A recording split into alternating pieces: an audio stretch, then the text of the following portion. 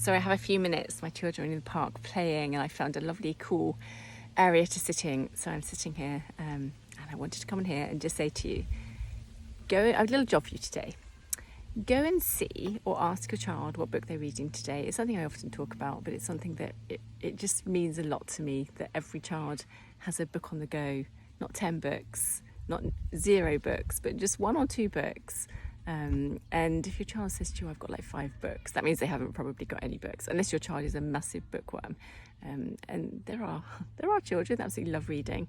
The children that I tend to work with don't love reading. That's why I tend to talk to people that have children that are quite adverse to reading.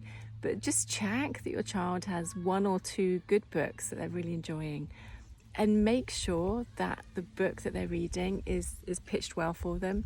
It's not too hard, it's got appropriate content. You'd be surprised how many parents say to me, I looked through this book and I realised it wasn't at all appropriate.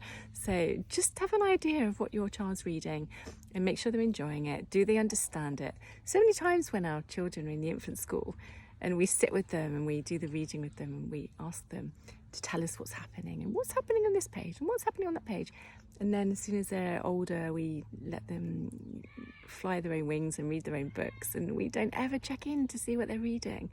And sometimes your child might have a book that is literally just a decoding exercise. I've seen it so many times where a child's come to me and tells me they really don't love reading the book, and I look through it and it's just too hard for them. It's just a book that they literally are just reading to just try and decode the words, and that's never going to get your child enjoying reading or appreciating being able to enjoy a book. So just have a look through today at the book your child is reading at the moment. Sometimes parents say to me, how do I know if my child's book is too hard for them? I often use the 5-finger rule.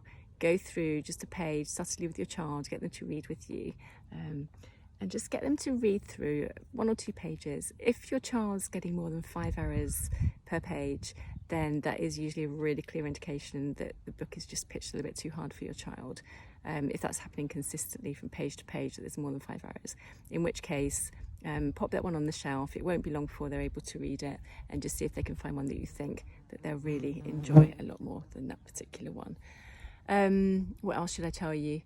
Books that I've had a lot of success with my own children and with other children, I would say for the boys, I'm trying not to generalise here too much, but it does tend to be that the boys and the girls that I've been teaching and my own children do prefer different books. Having said that, they've all really enjoyed David Walliams. They've all really enjoyed Tom Gates. They've all really enjoyed Mr. Gum, but that's quite an old book, but my children have really enjoyed those. Lemony Snicket is amazing. The series of unfortunate events, if your child's a bit more ahead in their reading, because it's quite a tough one, but it's a series that when I've been working with the child for quite a long time and we've really made inroads, they absolutely love that series. So definitely check those out if your child's really taken off with their reading. Amazing series. Preferably if your child hasn't watched the series. I always really hope when the child tells me they haven't read the series, because I always find it spoils it a bit. Same with the Harry Potter books. I never let my children read the books. I never let them watch the films until they've read the books, because in my opinion your imagination is far better.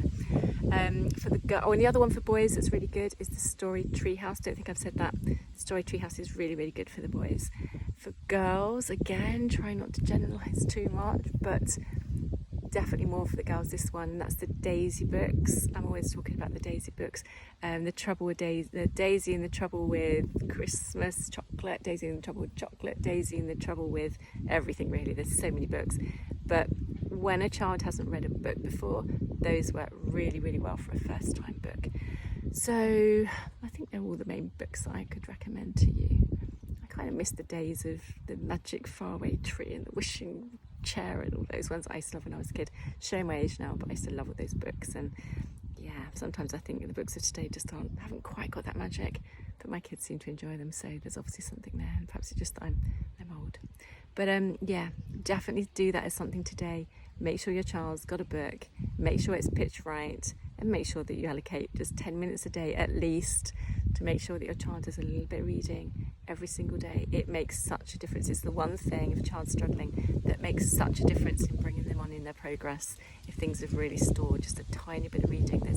I'm not going to go into that now, but there's so many things, so many skills that your child is practicing when they're reading. Oh, the other little tip is get your child a bookmark, because if you don't know what page you're at, it's a real sometimes you just can't be bothered to pick up a book. If you know it's going to take you 2 minutes to find out where you were, it's not as easy and it's not as appealing as just picking up a book that's got a bookmark placed in at the right place. So that's my other tip.